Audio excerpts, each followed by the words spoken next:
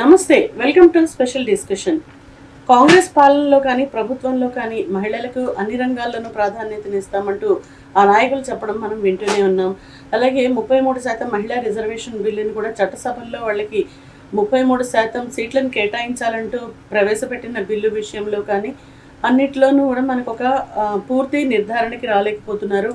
అసలు ఈ విధంగా అమలు పరచడంలో కాంగ్రెస్ ప్రభుత్వానికి నిజంగానే చిత్తశుద్ధి ఉందా, అసలు వాళ్ళకి ఇస్తున్న ప్రాధాన్యత ఏంటి, ఎక్కడెక్కడ ప్రాధాన్యత ఇస్తున్నారు అనే అంశాలను చర్చించుదాం. ఈరోజు మనతో ఉన్నారు తెలంగాణ రాష్ట్ర బీసీ మహిళా సంక్షేమ సంఘం అధ్యక్షురాలు మణమంజరి గారు. ముందుగా వారిని ఆహ్వానిద్దాం. మేడం నమస్తే అండి. నమస్తే అండి. మేడం చెప్పండి, కాంగ్రెస్ పార్టీ నాయకులు అందరూ కూడా అంటే ఈవెన్ మంత్రుల్లో కూడా వాళ్ళు ఏమంటున్నారంటే మా పార్టీ వల్లనే మహిళలకు ఎక్కువగా న్యాయం జరుగుతుంది, ఇతర పార్టీల్లో కన్నా మేమే ఎక్కువగా టికెట్ల కేటాయింపులో కానీ దానిలో కానీ ముందున్నాం అనేది వాళ్ళ మాట. సో దీని మీద మీ కామెంట్ ఏంటి? అసలు వాళ్ళు అనడానికి వాళ్ళ కొంచెం ఒక ఆధారాలు ఉండాలి వాళ్ళ దగ్గర. ఇప్పటి వరకు దేంట్లో వాళ్ళు ఇచ్చారు మహిళలకు ఎక్కువగా? ఇప్పుడు మనం ఎమ్మెల్యే ఎలక్షన్స్ చూసుకుందాం. ఎమ్మెల్యే ఎలక్షన్స్లో చూసుకుంటే కూడా వాళ్ళు ఇచ్చింది 12 సీట్లే ఇచ్చారు, 12 టికెట్లు ఇచ్చారు మహిళలకి. ఇంకా వేరే పార్టీ ఒకరు 13 ఇచ్చారు, వీళ్ళు 12 ఇచ్చారు. ఇప్పుడు ఎంపీ ఎలక్షన్స్ చూసుకుంటే 2 ఇచ్చారు మహిళకి టికెట్లు. ఎక్కడ ఇచ్చారు? మళ్ళీ అదే నామినేటెడ్ పొజిషన్స్లో చూసుకుంటే కూడా ఒక మహిళా కమిషన్కి వెళ్ళక మహిళకే వస్తుంది కాబట్టి ఒక మహిళా కమిషన్కి ఇచ్చారు. అలాగే ఇప్పుడు ఒక వైశ్య కార్పొరేషన్కి మాత్రం ఒక మహిళకి ఇచ్చారు. ఇప్పుడు 33%, 50% అంటున్నాం యాక్చువల్లీ. ఇప్పుడు మీరు జనాభా లెక్కల్లో చూసుకున్నా సగం శాతం మహిళలు ఉన్నారు. ఓటర్స్ కూడా చూసుకుంటే కూడా మహిళలే ఎక్కువగా ఉన్నారు. అటువంటప్పుడు మన జనాభా దామాష ప్రకారంగా చూసుకున్నా కూడా మరి మహిళలకి 50% కానీ 33% రిజర్వేషన్ అని యాక్చువల్లీ బిల్ పాస్ చేసామని అన్నారు. ఇంప్లిమెంటేషన్ అవ్వట్లేదు అనుకున్నాను ఇంకా. సో దాని ఆధారంగా ప్రకారంగా అయినా అసలు వీళ్ళు 10% కూడా ఇవ్వట్లేదు కదా, 10-20% కూడా ఇవ్వట్లేదు. సో ఎక్కడ ఊరికే మాట్లాడడం మాత్రం మేము అవకాశాలు ఇస్తున్నామా? బస్సు ఫ్రీ పెడితే ఒక అవకాశం ఇచ్చినట్ట? బస్సులో ఎక్కడానికి టికెట్ లేకుండా మహిళ ప్రయాణించడానికి పెట్టినంత మాత్రం మేము మహిళల్ని వాళ్ళు ఏమంటున్నారంటే ఒక టికెట్ నుంచి ఏవైతే డబ్బులు ఆదా అవుతాయో వాటితో మహిళలు నెల మొత్తం మీరు చూసుకునేసరికి అది చాలా అవుతుంది, అది ఇంకో చోట ఇన్వెస్ట్ చేస్తారు అనేది వాళ్ళ ఒక తప్పు అండి. ఇది చెప్తున్నారు వాళ్ళు. ఇప్పుడు మీరు ఏ ఇంటికి వెళ్ళిన చూసినా కూడా మహిళలు ఫ్రీగా వచ్చింది కాబట్టి ఎక్కువ ప్రయాణం చేస్తున్నారు. అది ఎంతవరకు సాధ్యమవుతుంది? ఇప్పుడు అసలు అది చాలా ఇబ్బందులు కూడా అవుతున్నది. ఎందుకంటే అంతకుముందు ఉన్న రెస్పెక్ట్, ఒక బస్ ఎక్కితే జెంట్స్ కూడా కొంతమంది లేచి మహిళలకు సీట్ ఇచ్చేవాళ్ళు. ఇప్పుడు ఈ ఫ్రీ టికెట్ అని వచ్చేటప్పటికి జెంట్స్ ఎవరు లెగట్లేదు, వాళ్ళు తిట్టుకుంటున్నారు కూడా. సో అది కొంతమందికి ఉపయోగపడుతుందేమో, కానీ మ్యాక్సిమం మందికి అంటే అది పెద్ద ఉపయోగకరంగా కూడా లేదు. ఎందుకంటే బస్ టికెట్ ఎంత 20, 30, 40, 50 కొన్ని కొంచెం దూర జిల్లాల్లోకి వెళ్తే అట్లా కూడా ఒక 100 రూపాయలు, 150 రూపాయలు అవుతుందేమో. అది రోజు వెళ్ళరు కదా, నెలకు ఒకసారి కూడా వెళ్ళకపోయి ఉండొచ్చు వాళ్ళు. అంటే ఉద్యోగులు తప్ప, ఉద్యోగులు అంటే రోజు వెళ్తారు. ఉద్యోగులు చేసే వాళ్ళకి అసలు సబ్సిడీలో ఇది అవసరమా? ఉద్యోగులు చేసే వాళ్ళకి ఇప్పుడు గవర్నమెంట్ జాబ్స్ చేసే మహిళలు కూడా బస్ ఎక్కుతున్నారు, వాళ్ళకి అవసరం లేదు కదా. సాఫ్ట్వేర్ జాబ్ చేస్తున్నారు, వాళ్ళకి అవసరం లేదు కదా. కేవలం విద్యార్థులకి ఆ విద్యార్థులకి అదేదో మీరు ఫ్రీగా ఇవ్వాలనుకున్నప్పుడు ఫ్రీ పాస్ అనేది ఒకటి చేసి ఇచ్చినా కూడా సరిపోయేది. అందరు మహిళలకి అనేటప్పటికి ఫ్రీ అనేటప్పటికి సాధారణంగా మహిళకి ఏదైనా కూడా అంటే ఏది కొన్నా కూడా మహిళ ఒక కొసరు చేయకుండా కొనదు, బేరం ఆడకుండా కొనదు. అలాగే ఫ్రీ అన్నప్పుడు ఎందుకు ఉపయోగించుకోవద్దు అని చెప్పేసి ఒక ఆలోచనలో మహిళలు ఉంటారు. కాబట్టి ప్రతి మహిళ ఉద్యోగిని అయినా కూడా తను టికెట్ పెట్టుకునే స్టేజ్లో ఉన్న మహిళ అయినా కూడా ఫ్రీ బస్సు ఎక్కుతుంది. దానివల్ల ఏంటంటే సీట్లు దొరకకపోవడము, బస్సుల తక్కువ అవ్వడం, నెంబర్ ఆఫ్ బస్సెస్ ఫ్రీక్వెన్సీ చాలా తగ్గిపోయింది బస్సెస్ది. జెంట్స్కి ప్రయాణం చేయడానికి చాలా ఇబ్బంది అవుతుంది, వృద్ధులకు ఇబ్బంది అవుతుంది. ఇది కొంచెం అంటే స్కీమ్ పెట్టేటప్పుడు గవర్నమెంట్ పాజిటివిటీ నెగటివిటీ రెండు ఆలోచించుకొని పెట్టాలి, దానివల్ల ఎలా వస్తుందని. సో ఇదొక్కటి పెట్టి ఇప్పుడు ఇంకా చాలా పథకాలు కూడా మనకు కాంగ్రెస్ గవర్నమెంట్ 100 రోజుల లోపల ఇస్తానన్నారు. 3 మహిళల కోసం ప్రత్యేకించి పెట్టారు. ఇప్పుడు గ్యాస్ అన్నారు, అది కూడా ఫుల్ఫిల్ అవ్వలేదు. మళ్ళీ కరెంట్ అన్నారు, అది కూడా ఇంకా ఫుల్ఫిల్ అవ్వదు, ఏదో కొంతమందికి. ఎందుకంటే అప్లై చేసిన లక్షల్లో వచ్చేవాళ్ళు అప్లికేషన్స్, లక్షల మందికి అయితే ఇప్పుడైతే కరెంట్ 200 యూనిట్స్లో ఫ్రీ అనేది జరగలేదు. మళ్ళీ దాన్ని మున్సిపల్ ఆఫీస్కి వెళ్ళో లేకపోతే వాళ్ళ ఏరియాలో ఉన్న కరెంట్ మెయిన్ ఆఫీస్కి వెళ్ళో అక్కడ మళ్ళీ వాళ్ళు ఇది చేసుకోవాలి అని చేసుకోవాలి అని చెప్తారు. అది చాలా మందికి తెలియక చాలా మంది అసలు చేసుకోలేకపోయారు.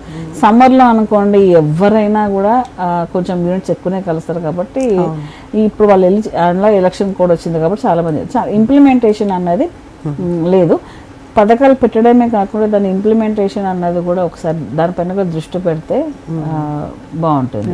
సో ఇది ఊరికైనా మేము మహిళలకి ఏదో చేసేస్తున్నాం అని అనడం కాకుండా నిజంగానే చేసి చూపెట్టండి. మా 33% రిజర్వేషన్ ప్రకారంగా మాకు 50% నుంచి 33% అడిగారు, ఒప్పుకున్నారు కదా, మేము 50% అడిగితే ఆ 33% మీరు మాకు ఇచ్చి ఇవ్వండి.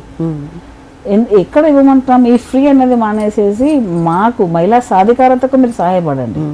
అది పెద్దగా మహిళా సాధికారత ఏం జరిగింది ఏమీ లేదు, ఫ్రీ బస్ ఇచ్చినంత మాత్రాన. మహిళా సాధికారత దిశగా ఇవ్వండి, రాజకీయంలో మాకు అవకాశాలు ఇవ్వండి, నామినేటెడ్ పోస్ట్లో ఇవ్వండి అవకాశాలు, ఇప్పుడు వచ్చే స్థానిక సంస్థల ఎలక్షన్స్లో ఇవ్వండి, కార్పొరేట్ ఎలక్షన్స్లో ఇవ్వండి మహిళలకి. అలా ఇస్తే అప్పుడు మేము అనుకోవచ్చు కాంగ్రెస్ ప్రభుత్వం మహిళలకి మహిళా పక్షపాతి అని చెప్పేసి మేము అనొచ్చు.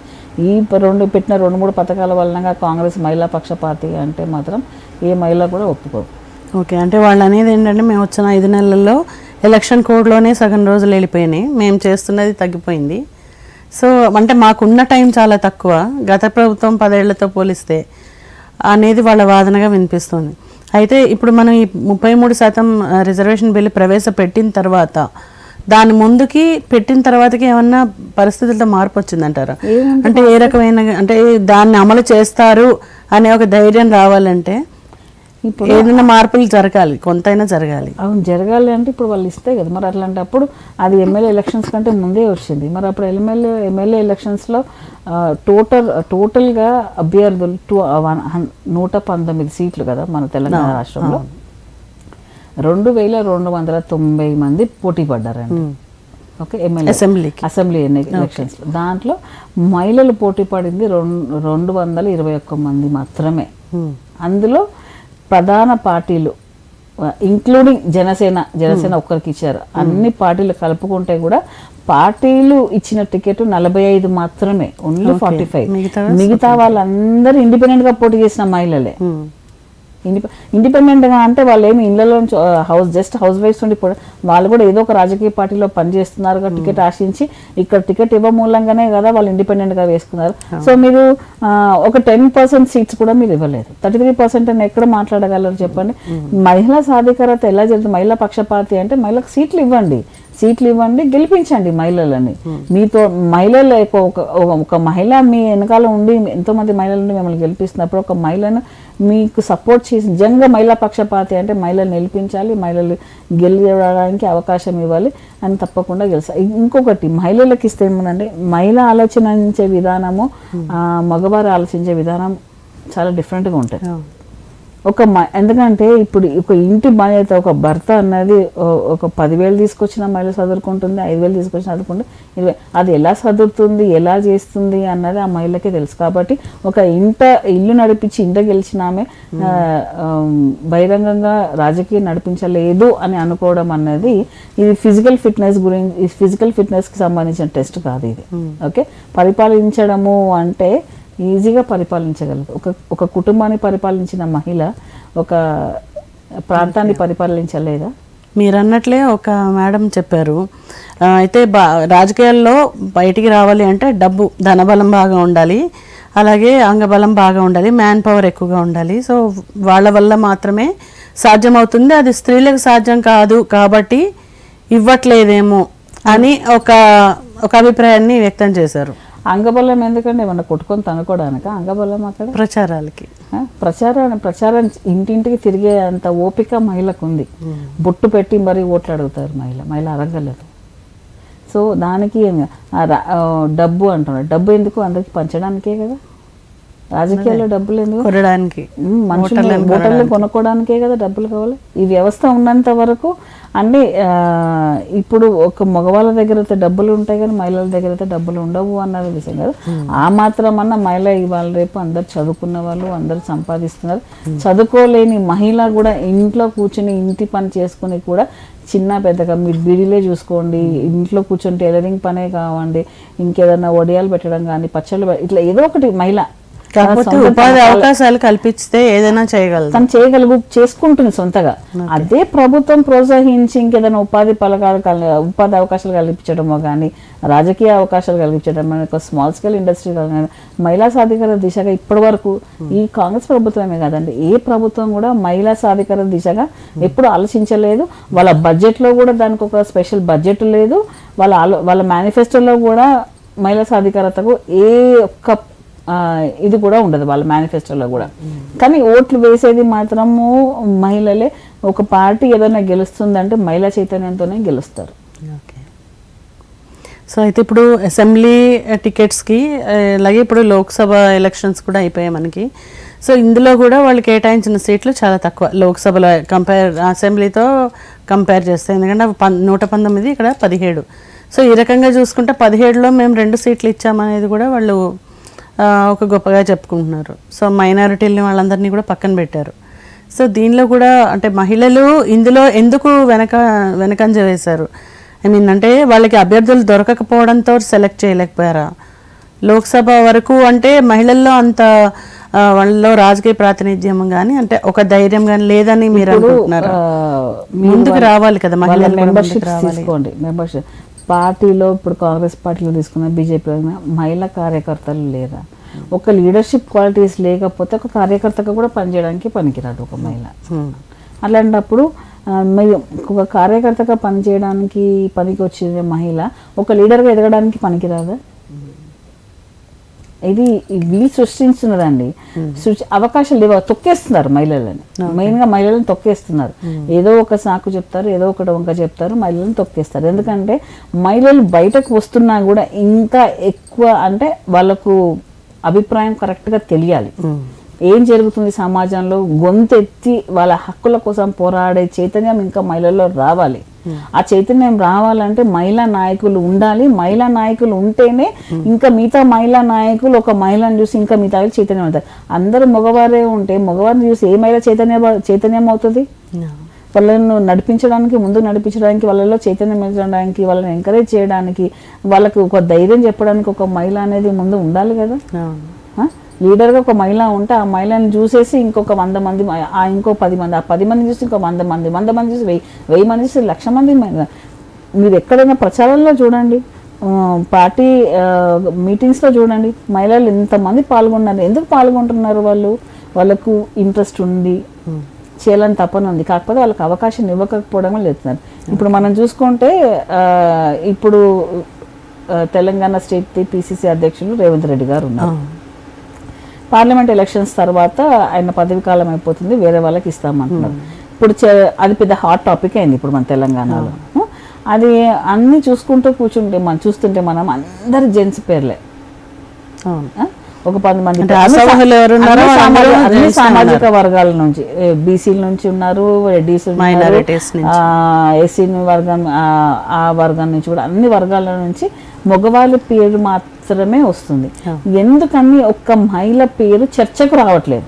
చర్చకు మీరు ఇచ్చేది తర్వాత విషయం, కనీసం చర్చలో కూడా ఎందుకు ఒక మహిళ లేదు? ఇప్పుడు నిన్న న్యూస్లో కూడా అందరి పేర్లు చెప్పారు. జగ్గారెడ్డి కానివ్వండి, ఆదంకి దయాకర్ కానివ్వండి, మధుయాశ్రీ గారు కానివ్వండి, మహేష్ గౌడ్, ఇలా వీళ్ళ పేర్లే వస్తున్నాయి. అన్ని సామాజిక వర్గాల పేర్లు వస్తున్నాయి. కానీ ఎందుకు ఒక మహిళ పేరు రావట్లేదు? మహిళా కార్యకర్తలు కాంగ్రెస్ పార్టీలో లేరా? మహిళగా పోటీ చేసి ఓడిపోయిన, ఎమ్మెల్యేగా పోటీ చేసి ఓడిపోయిన మహిళ లేదా? ఒక మహిళా అధ్యక్షురాలు లేదా? ఎందుకు ఒక మహిళకి మీరు ప్రోత్సహించి పిసిసి అధ్యక్షులు ఇవ్వచ్చు? ఇప్పుడు మీరు ఎగ్జాంపుల్ తీసుకోండి, మన పక్క రాష్ట్రమే, మనతో ఉండి విడిపోయిన ఆంధ్రప్రదేశ్ రాష్ట్రం తీసుకుంటే అక్కడ ఒక బీజేపీ రాష్ట్ర అధ్యక్షురాలు పురంధరేశ్వరి గారు, మళ్ళా పిసిసి అధ్యక్షురాలు షర్మిల గారు ఉన్నారు. మళ్ళీ అక్కడ పక్క రాష్ట్రం చూసినా మీరు తెలుసుకోవాలి కదా, నేర్చుకోవాలి కదా. ఎందుకని ఆ పక్క రాష్ట్రంలో మహిళలకు ఇస్తున్నారు, కంపారిటివ్ గా చాలా మంది ఉన్నారు అక్కడ చాలా మంది, ఇక్కడ మన రాష్ట్రంలో మాత్రం ఎందుకు అంటే అంత పవర్ఫుల్ మహిళలు కనబడట్లేదు అంటారా తెలంగాణ నుంచి? ఈ మహిళా శక్తి ఎలా తెలవాలి, బయటికి ఎలా రావాలి? ఎలా కనబడతారండి? మీరు తొక్కేస్తుంటే ఎలా కనబడతారు? ఇప్పుడు ఒక మహిళకు ఇప్పుడు మాధవీలత గారు ఉన్నారు, తనకు ఒక అవకాశం ఇస్తేనే కదా తను ఏమైనా చేయగలదా చేయలేదా, ప్రచారం చేస్తుందా, ధీటుగా నిలబడుతుందా లేదా అని చెప్పేసి తెలిసేది. మీరు అవకాశం ఇచ్చినంత వరకు ప్రపంచానికి ఎవరికైనా మాధవీలత అంటే ఎవరో ఇప్పటివరకు తెలుసా? తన ఎమ్మెల్యే టికెట్ ఇచ్చిన తర్వాతే మాధవీలత అంటే ఎవరు తెలిసింది అందరికీ. సో ఆమె ఒక బిజినెస్ ఉమెన్ లాగా అందరికీ తెలిసేమో, కానీ ఒక పొలిటీషియన్ గా ఒక ఎమ్మెల్యేగా నిలబడుతుంది, తన దగ్గర ఇంత మాట్లాడగలదు, ఎదురుగా నిలబడగలదు, ధైర్యంగా నిలబడగలదు, పోటీకి నిలబడగలదు, దేనికైనా రెడీ అని అన్నప్పుడు ఆమె నిల్చుంటే గానీ కదా మనకు ప్రజల్లోకి జనానికి తెలిసింది, ప్రపంచానికి తెలిసింది. అలాగే మీరు అవకాశం ఇస్తే తెలుస్తుంది కదా మీకు మహిళల్ని. మీరు అవకాశం ఇవ్వట్లేదు, ఎంతసేపు మీ మగవాళ్ళ చుట్టే రాజకీయాలు జరుగుతాయి, కానీ మీరు గెలవాలంటే మీకు వెనకాల ఉండి నడిపించేది అంత మళ్ళీ మహిళలే ఉండాలి. మహిళా కార్యకర్త లేని పార్టీ ఎక్కడ ఉంది? అక్కడ కూడా మళ్ళీ చాలా వివక్షత ఉంటుంది. ఈ వివక్షత నుంచి బయటపడాలి, మహిళలు కూడా చాలా చైతన్యవంతులు అవ్వాల్సిన అవసరం చాలా ఉంది.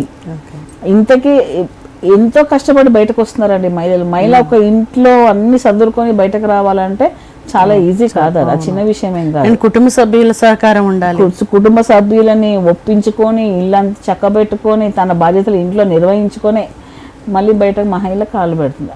వచ్చిన మహిళని ఎంత గౌరవించి ఎంత ఇది ఇవ్వాలి. అట్లాంటప్పుడు మీకు ఇచ్చే అవకాశాలు లేకపోతే అసలు జాయిన్ చేసుకోకండి. చిన్న పదవులు, కనీసం నామినేటెడ్ పదవులు కూడా ఇవ్వలేదు కదా.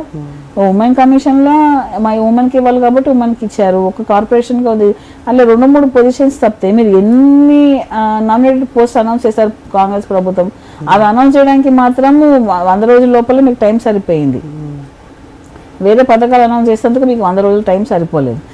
ఈ మహిళలకి ఇప్పుడు ఎమ్మెల్యే టికెట్స్ మీరు ఇవ్వరు, ఎంపీ టికెట్స్ ఇవ్వరు, కనీసం మీ నామినేటెడ్ పదవులన్నా కూడా మీరు ఇచ్చి ఉండాల్సింది కదా, మహిళలకు ఇవ్వాల్సింది కదా.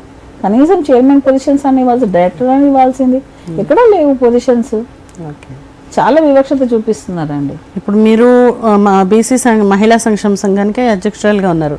సో ఒకవేళ మీకంటూ అవకాశం ఇస్తే ఏ పార్టీ అనేది మీ దృష్టిలో వీళ్ళైతే బెటర్ అనిపించేలాగా మీరు అనుకుంటున్నారు? ఇప్పుడు వీళ్ళైతే నాకు సపోర్ట్ ఇస్తారు అని. ఇది మేము పార్టీలకు అతీతంగా అండి మాట్లాడేది. అసలు ఫస్ట్ మేము మహిళ గురించి మాట్లాడుతున్నాం, అందులో మీరు బీసీ మహిళ అని అన్నారు కాబట్టి బీసీ అసలు జనరల్ గానే బీసీలను చాలా తొక్కేస్తారు, అది మగవాళ్ళు కానీ మహిళలు కానివ్వండి. ఎందుకంటే టికెట్లు ఇచ్చినా కూడా ఇప్పుడు చెప్తున్నాను, కాంగ్రెస్ పార్టీ నుంచి ఒక మహిళ ఉన్నారు, తను అంబర్పేట ముదిరాజ్ అంబర్పేట నుంచి తను టికెట్ ఆశించారు. ఆవిడకి అంబర్పేట నేను గెలుస్తాను, అంబర్పేటలో టికెట్ ఇవ్వమంటే ఆమెకు అంబర్పేటలో ఇవ్వకుండా గోషామాయల్లో ఇచ్చారు. గోషామాయల్లో పాస్ 3 times నుంచి మన సిట్టింగ్ ఎమ్మెల్యే రాజాసింగ్ గారిని చూస్తున్నాం. రాజాసింగ్ గారితో ఒక గెలవగలదా? తను ఎక్కడ గెలవాలనుకుంటుందో నాకు అక్కడ ఇచ్చింది, తను గెలిచేదేమో కదా, మీరు తీసుకుపోయి గోషామాయల్లో ఇచ్చారు. ఎందుకు గెలవదు, ఓడగొట్టాలని చెప్పేస్తే కదా.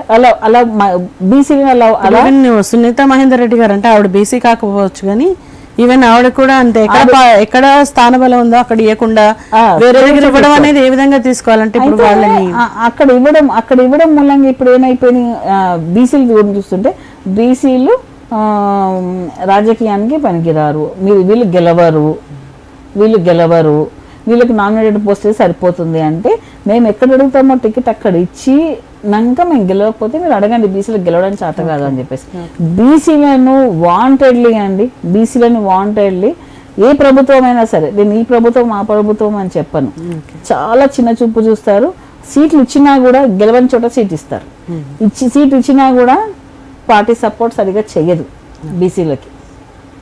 ఎవరో ఆరాకొర ఒకరికో ఇద్దరికో తప్పితే కానీ అసలు బీసీలను రాజకీయంగా ఎదగనిచ్చే అవకాశం అన్నది ఈ అగ్రవర్ణ కులాలకి అసలు వాళ్ళు రానియకూడదు అనేసి. ఎందుకంటే బీసీలు ఒక్కసారి ఎదిగారు ఏమైంది ఇప్పుడే చెప్పా కదా, ఒక మహిళ ఎదిగితే వెనకాల ఆమె చూసి ఒక 10 మంది, ఒక బీసీ నాయకుడు అంటే ఆయన వెనకాల ఇంకొక 10 మంది బీసీ నాయకుడు ఆయన రెడీ చేసుకుంటాడు. ఆయన మనది పాపులేషన్ ఎక్కువ, 136 కులాలు, జనాభాలో ఆల్మోస్ట్ 60% బీసీలే ఉన్నాం.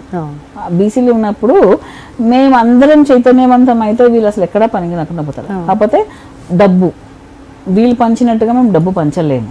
బీసీల దగ్గర అందరు మధ్య కుటుంబ మిడిల్ క్లాస్ పీపుల్ కాబట్టి వాళ్ళ దగ్గర డబ్బు ఉంటుంది కాబట్టి ఒక డబ్బు మేము పంచలేకపోవచ్చు, కానీ వాళ్ళు చేసే పని గురించి కానివ్వండి వాళ్ళకి ఓట్లు పడే అవకాశం ఉంది. కానీ వీళ్ళు అగ్రకుర్రాల వాళ్ళు వాళ్ళ దగ్గర ఉన్న డబ్బుని వాళ్ళు సంపాదించింది ఎలాగైనా అయ్యిండొచ్చు, ఆ సంపాదన గురించి మనం ఇప్పుడు టాపిక్ కాదు, వాళ్ళు పంచుతారు, ఓటు కొనుక్కుంటారు, కొనుక్కొని గెలుస్తున్నారు. నిజమైన ప్రజాస్వామ్యం అన్నది ఎప్పుడో మంటగారిపోయింది. అదే అంటే ఇప్పుడు సపోజ్ అగ్రవర్ణాల వాళ్ళే రాజ్యం చేస్తున్నారు ఇప్పటి వరకు అనేది మనం చూస్తున్నాము. అయితే ఎక్కువ జనాభా పర్సంటేజ్ ఉన్న వాళ్ళు మీరు మా బీసీలకి టికెట్లు ఇస్తేనే మేము ఎవరికైనా ఓటు వేస్తాము, లేదా మాకు ఎన్నికలే వద్దు అనే ఒక డినాదంతా మీరు వస్తే ఎలా ఉంటుంది? మేము చాలా కష్టపడి బీసీలను చైతన్యవంతం చేయాలని ప్రయత్నిస్తున్నామండి. కానీ అది అంత ఈజీగా ఇస్తేనే వేస్తాము వేయలేము అంటే డెమోక్రటిక్ కంట్రీ, మనం ఓటు వేయడం అన్నది ఒక ప్రాథమిక హక్కు, ప్రతి పౌరుడి ప్రాథమిక హక్కు. ఓటు వేయకండి అని చెప్పడం కూడా మన బీసీ నాయకులది తప్పు అవుతుంది. మీరు ఎవరైనా మనకు అనుకూలంగా ఉన్న వాళ్ళకి మన బీసీ బిడ్డలకు వేయండి అని చెప్తామే తప్పితే మీరు వేయకండి అని మనం చెప్పడం అది కరెక్ట్ అయిన డెమోక్రసీకి విరుద్ధంగా అవుతుంది. వాళ్ళ హక్కును మనము ఇచ్చేయకూడదు. కాకపోతే కానీ చైతన్యవంతం అవ్వాలి. ఇప్పుడు ప్రాబ్లం అంతా వచ్చేది ఆ చైతన్యం దగ్గర.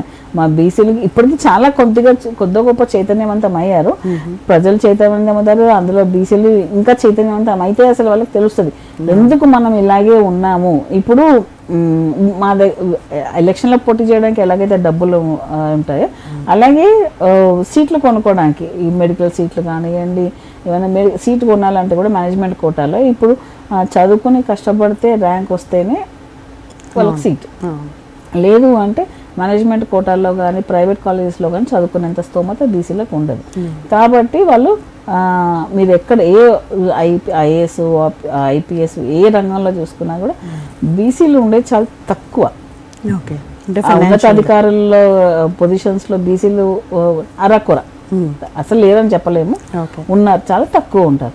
ఎందుకు అంటే ఇది వాళ్ళు మళ్ళీ కొన్ని చదువుకునే వాళ్ళకి అవకాశం అంటే రిజర్వేషన్స్, వాళ్ళకి వచ్చిన ర్యాంక్కి.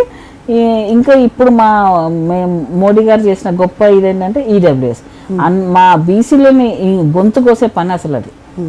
మా మోడీ గారు బీజేపీ ప్రభుత్వం సెంట్రల్లో ఉండి ఈడబ్ల్యూఎస్ రిజర్వేషన్స్ అనేది ఏది పెట్టారో అది బీసీల గొంతు కోసినట్టే అది అవుతుంది.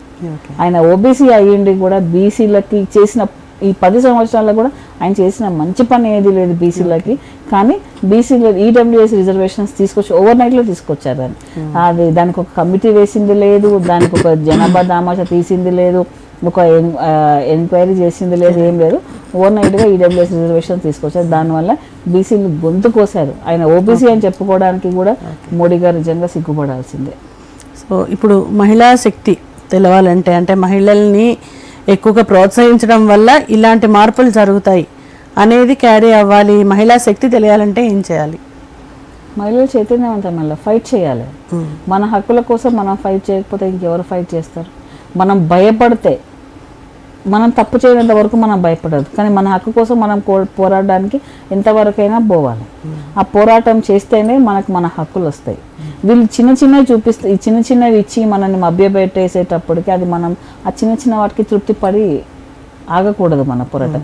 ఏదో ఇది చేశాడు కదా చిన్నగా అనేసి దానికి మనం అల్ప సంతోషాలు, అలా అల్ప సంతోషాలు కాకుండా హక్కుల కోసం పోరాడాలి. దేశాన్ని పరిపాలించింది ఒక మహిళ, అలాంటిది మహిళా శక్తి లేదు, మహిళలకు చేత కాదు అనేసి అనడం అన్నది. ఎందుకంటే ఇందిరాగాంధీ గారు చూపించారు కదా, చూపించినది అయినా వీళ్ళు కావాలి. కాకపోతే ఏమైందంటే ఇంకా టైం అవుతూ ఉంటుంటే మహిళలకి అందరూ అంటారు మహిళకి ప్రాధాన్యత ఇవ్వండి, మహిళలను ముందు కూర్చొనివ్వండి, మహిళకి ఇవ్వండి అంటారు, కానీ ఆచరణలో పెట్టేటప్పుడు మాత్రము మహిళకి ఇవ్వరు.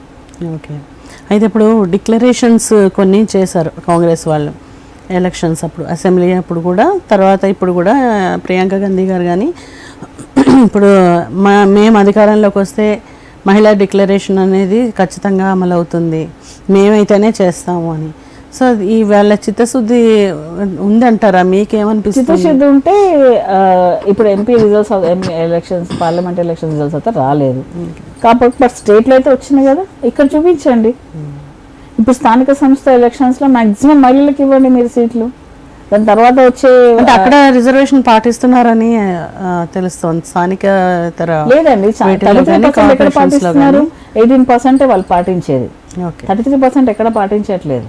అంటే కొంత కంపారిటివ్ గా న్యాయం జరుగుతుంది ఇక్కడ. లేదు న్యాయం మీరు అంటే ఏదో కొంతమంది మహిళలకు ఇస్తున్నారు అనేది అంటే అది కూడా ఇంకొకటి విషయం చెప్పాలండి. ఈ పాయింట్ లో మహిళకి ఇస్తున్నాం అంటారు కానీ అంటే మహిళ ఊరికే కుర్చీలో కూర్చొని సంతకం పెట్టడానికి మాత్రమే మహిళ ఉంటుంది. ఆ భర్తనో తండ్రో అన్నో తమ్ముడో ఎవరో ఒకరు మొత్తం నడిపిస్తుంటారు. అలా కాకుండా ఇంట్లో నుంచి వచ్చిన మహిళ, ఆ మహిళ రాజకీయంలో ఉండదు, ఆ మహిళ జెండా మోయలేదు, ఆ మహిళ జేజే కొట్టదు, కానీ ఆ ప్రాంతంలో ఉన్న ఒక పర్సన్ మేల్ క్యాండిడేట్ ఆయనకి ఇవ్వాల్సిన ప్లేస్ ఆయనకి రావలేకపోతే మహిళా రిజర్వేషన్ వచ్చింది అంటే ఒక మహిళ ఆ ఇంట్లో ఉన్న ఎవరైనా మహిళకి నామ మాత్రమే ఆమెను కూర్చోబెడతారు. ప్రచారం అప్పుడు ఆమె బొమ్మను తిప్పినట్టు ఆమెను తిప్పుతారు, ఆమె అన్ని సంతకాలకు పరిమితం అవుతుంది. రాణించేది మొత్తం మగవాళ్ళు. అలా కాకుండా నిజంగానే రేవంత్ రెడ్డి గారికి కానీ ఏ పార్టీకైనా కూడా చిత్తశుద్ధి ఉంది, మహిళల పట్ల గౌరవం ఉంది, మహిళల వివక్ష చేయి చూపించట్లేదు, మహిళా సాధికారతకు మేము సహాయపడతాం, తోడుపడతాము, మహిళలు ముందుకు రావాలని వాళ్ళకి ఏమాత్రమైన చిత్తశుద్ధి ఉన్నా కూడా జెండా మోసి జేజేలు కొట్టిన మహిళా కార్యకర్తకి ఇవ్వండి మీరు టికెట్.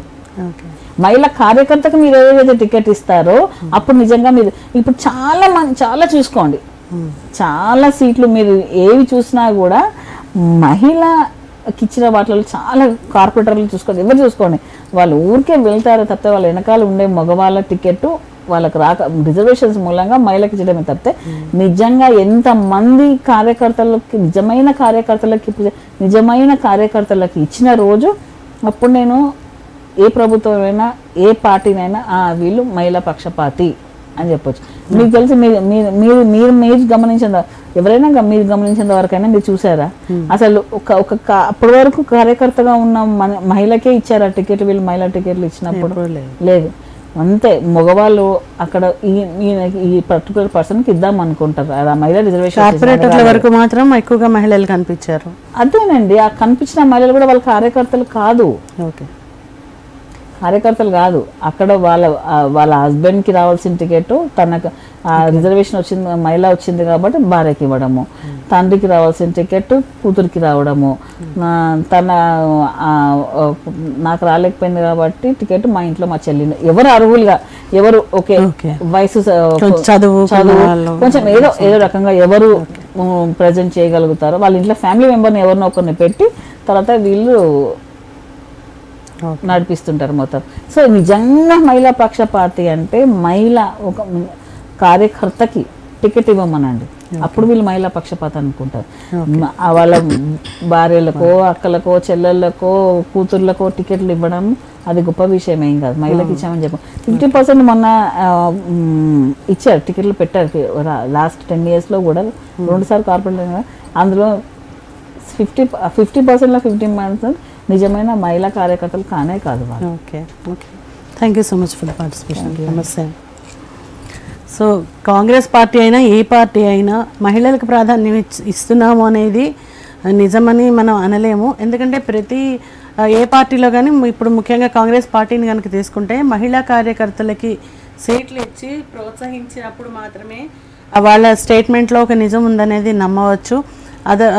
లేకపోతే వారి చిత్తశుద్ధితో కాకుండా కేవలం ఓట్ల ముందు చెప్పుకునే ప్రచారం కోసం మాత్రమే ఆడవారిని అడ్డుపెట్టుకొని వాళ్ళకి కూడా ప్రాధాన్యం ఇస్తున్నాం అంటూ అబద్ధపు మాటలు చెప్తూ అధికారంలోకి రావడం అనేది ఇప్పటి వరకు జరుగుతోంది అంటూ మణిమంజరి గారు తన అభిప్రాయాన్ని వ్యక్తం చేశారు. సో ఇది ఇవాళ ఎపిసోడ్.